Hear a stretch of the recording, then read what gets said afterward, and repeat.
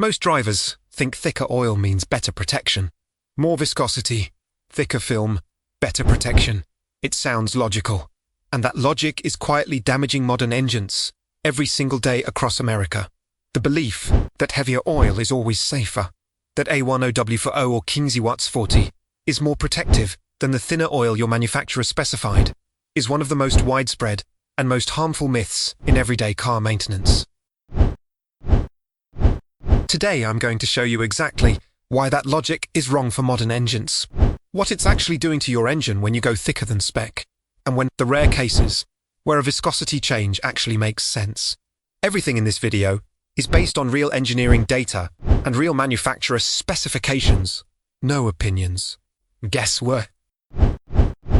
Before we get into the damage, let me explain what viscosity actually means in the context of engine oil, because the myth starts with a misunderstanding of this concept. Viscosity is a fluid's resistance to flow. Thicker oil has higher resistance. The reason viscosity matters in an engine is that oil forms a thin film between moving metal surfaces, between the crankshaft and its bearings, between the pistons and cylinder walls, between camshaft lobes and followers. That film is what prevents direct metal-to-metal contact. Without it, those surfaces destroy each other very quickly. The logic that leads to the thick oil myth goes like this. The oil film protects the engine. A thicker film protects more, so thicker oil is better. That logic holds in one very specific, narrow condition, a specific gap size between parts, at a specific temperature, under a specific load. In the real operating conditions of a modern engine, that logic breaks down badly. And the place it breaks down most severely is the moment that matters most. Cold starts. This is the most critical period for engine wear in any gasoline engine, and it happens every single time you start your car. Here's what's happening inside the engine at that moment. While the engine sits overnight, oil drains down by gravity into the oil pan. When you turn the key, the oil pump immediately starts pushing that oil back up through the passages, through the main bearings, the rod bearings, the camshaft journals, the valve train, everywhere it needs to be to protect moving parts. But it takes a few seconds for pressure to build and for oil to reach every surface. During those seconds, metal is moving against metal with significantly less lubrication than it will have once the system is fully pressurized. This is unavoidable, but how long it takes is not, and that's where oil viscosity makes an enormous difference. The W number in an oil's SAE rating, the number before the W, indicates the oil's viscosity at low temperature. The W stands for winter. The lower that number, the thinner the oil is when cold, and the faster it flows through the engine's passages during a cold start. A 5W30 degrees. Fahrenheit moves through the engine significantly faster than a 1W40, which moves significantly faster than a 15W40 at the same temperature. The Society of Automotive Engineers has published data measuring how quickly oil pressure reaches adequate levels at various points in the engine at room temperature using different viscosity grades. With a 5W30, adequate pressure was reached in approximately 2.8 seconds on average. With a 10W40, that rose to 4.2 seconds. With a 20W50, it reached 8.7 seconds. That's nearly 6 additional seconds of inadequate lubrication on every single cold start when you use an overly thick oil. 6 seconds that seem meaningless in isolation but add up over hundreds of cold starts across the life of the vehicle. Research from the Motor Industry Research Association in the UK quantified what proportion of an engine's total lifetime wear actually occurs during cold starts versus normal running. Their data showed that approximately 65 to 70% of the total accumulated wear across a gasoline engine's life happens during the first 30 seconds after cold starts, not during sustained highway driving, not during hard acceleration, during those first seconds of every startup. Read that again. More than half of your engine's total lifetime wear happens right after you turn the key, before the oil has fully circulated. That single data point reframes everything about oil viscosity. In the period that produces the most wear, a thicker oil is actively making the situation worse by slowing circulation to the parts that need it most. The thick oil myth isn't just wrong, It's wrong at the exact moment it claims to be most helpful. The second major problem, with going thicker than spec, is something most drivers have never heard of. And it's particularly damaging to modern engines built in the last 20 years. Variable valve timing systems. Almost every modern gasoline engine sold in America today uses some form of variable valve timing. Toyota calls it VVTi. GM calls it VVT. Ford uses TVCT. Honda uses iVites and VTC.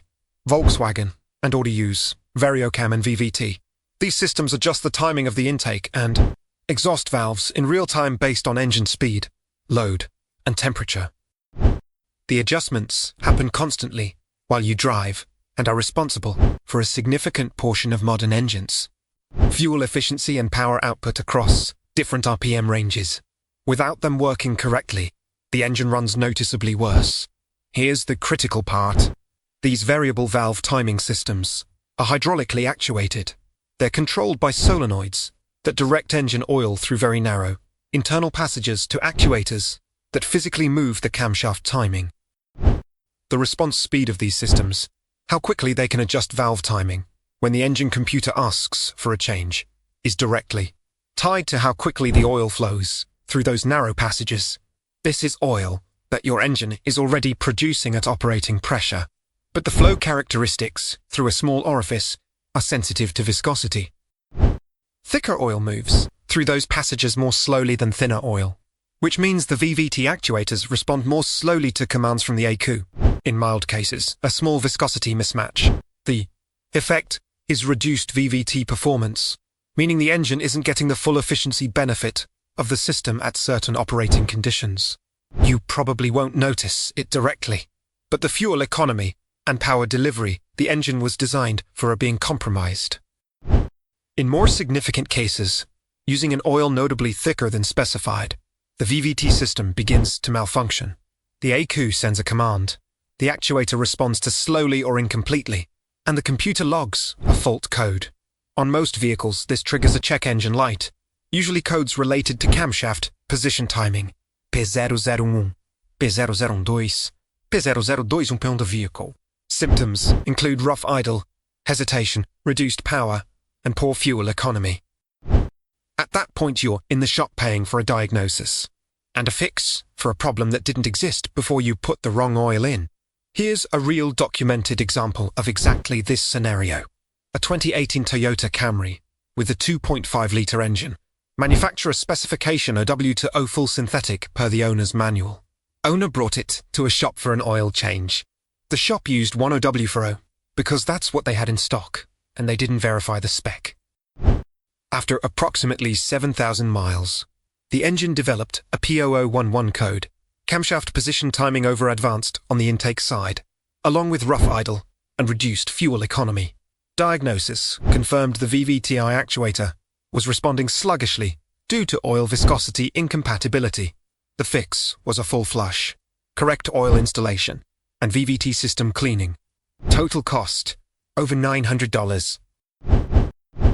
If that problem had gone undiagnosed and the actuator had seized in a fixed position, the camshaft phaser replacement would have run $1,200 to $1,800 depending on parts and labor.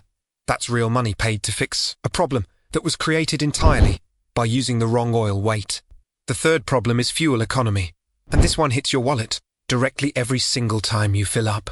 The internal resistance that oil creates to the movement of engine components is called viscous friction. It's proportional to oil viscosity. Thicker oil creates more friction for the engine to work against internally, which means the engine burns more fuel for the same output. This is measurable and has been measured. Controlled dynamometer testing with a 2.0-litre four-cylinder engine, holding load and a PM constant, showed a 2.2% increase in fuel consumption when switching from the specified 5W30 to 1W40, and a 3.8% increase when switching to 15W40. For a vehicle averaging 28 mpg and driving 12,000 miles per year, a 3.8% fuel economy penalty costs approximately $90 to $120 per year in additional fuel at current prices, depending on where you live. That's money leaving your wallet every single year for zero benefit, and in fact for ongoing wear on your engine, simply from running an oil. That's thicker than the one your engine was designed for. The fourth problem is oil temperature and degradation rate. Thicker oil that flows with more difficulty through the engine's passages, especially the narrower ones, in VVT systems and hydraulic lifters, generates slightly more heat during circulation than properly specified oil.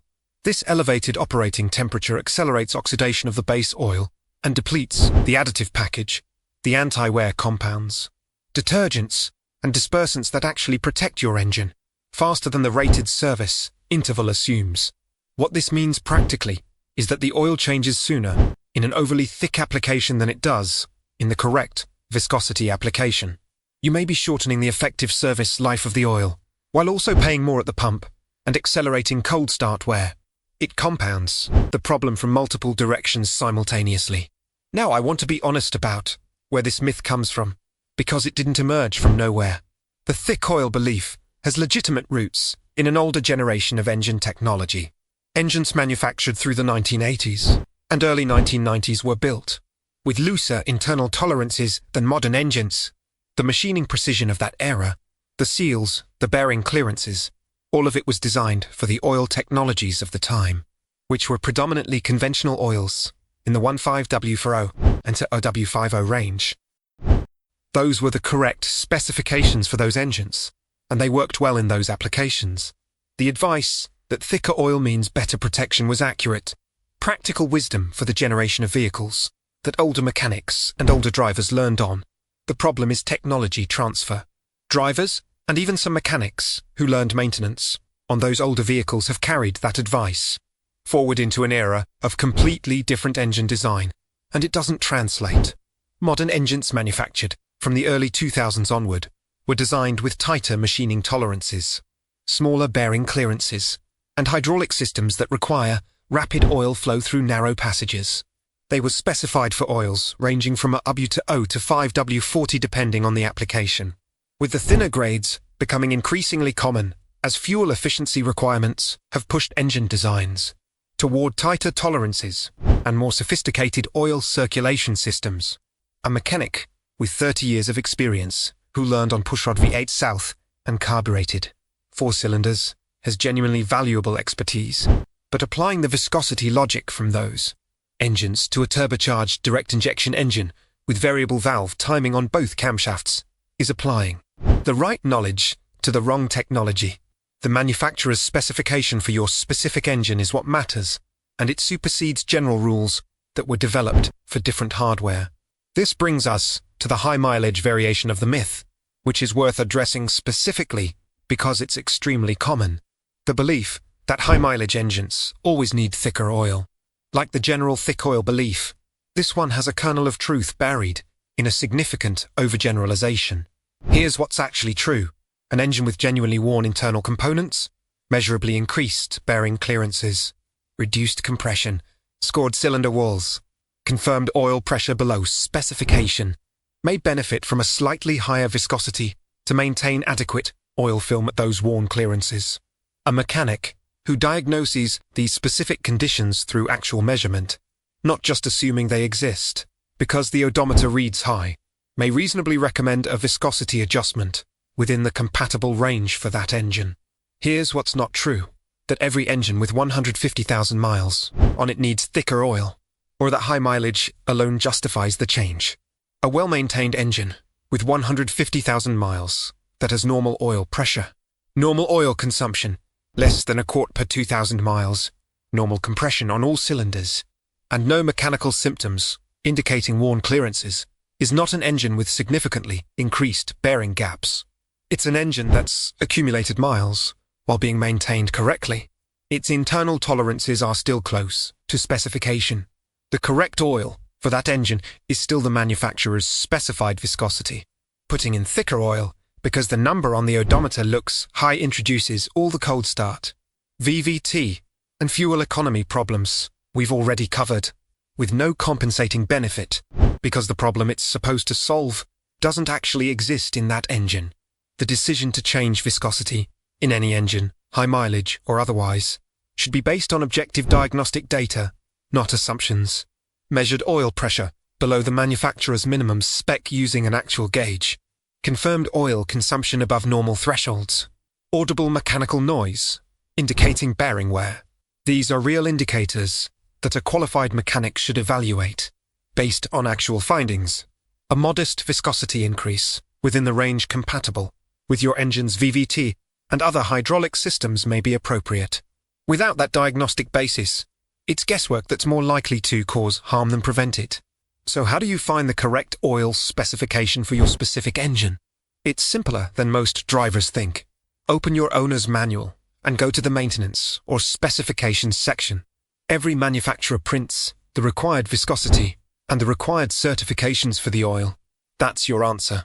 Not what the guy at the parts store recommends. Not what the mechanic down the street uses in everything.